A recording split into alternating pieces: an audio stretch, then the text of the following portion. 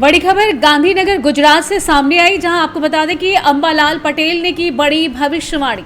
अंबालाल पटेल ने हाल ही में गुजरात के मौसम के संबंध में कुछ महत्वपूर्ण भविष्यवाणियां की हैं। सुनिए। ખાસ કરીને જે રીતે આ વાવાઝોડાની અસર ગુજરાતમાં વર્તાઈ રહી છે, કેવી અસર રહેશે અને કેવી રીતે આ વરસાદ અને કેવું લોકોથી બચવાનું રહેશે? વાવાઝોડાની પૂછી તો હવામાન ખાતું કરશે, પરંતુ આજે લો પ્રેશર મુંબઈના ગોવા વચ્ચે બનશે અને તે તબદીલ થઈને લગભગ 22, 23, 24, 25માં વાવાઝોડું બનશે. વાવાઝોડું તીવ્ર છે, લગભગ 100 કિલોમીટર જો સમુદ્રમાં ત્યાંની પવનની ગતિ પર કલાકની હશે. ત્યારબાદ 26 તારીખ લગભગ મે પછી રિટર્ન લેશે અને પાછું પરત ગુજરાત તરફ આવશે.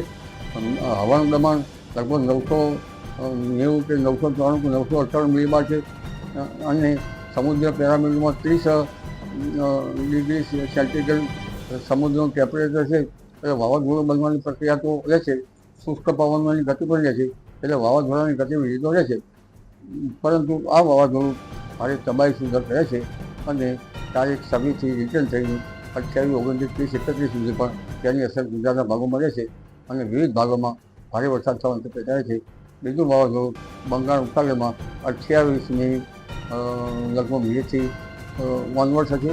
હાલમાં આંદોમાન નિકોબાર ટાપુ પર ભારે વરસાદ થશે અને આ વાવાઝોડાના ગતિવિધિના કારણે પશ્ચિમના પવનના કારણે ચોમાસું દક્ષિણ તટ કેરળ કાંઠે લગભગ 28 મી આસપાસ આવવાની શક્યતા રહે. કદાચ મંદ પડી જાય તો 4થી 5મી જૂને આવવાની શક્યતા રહેશે, પરંતુ તેની ગતિવિધિના કારણે ચોમાસું વહેલું આવી શકે છે.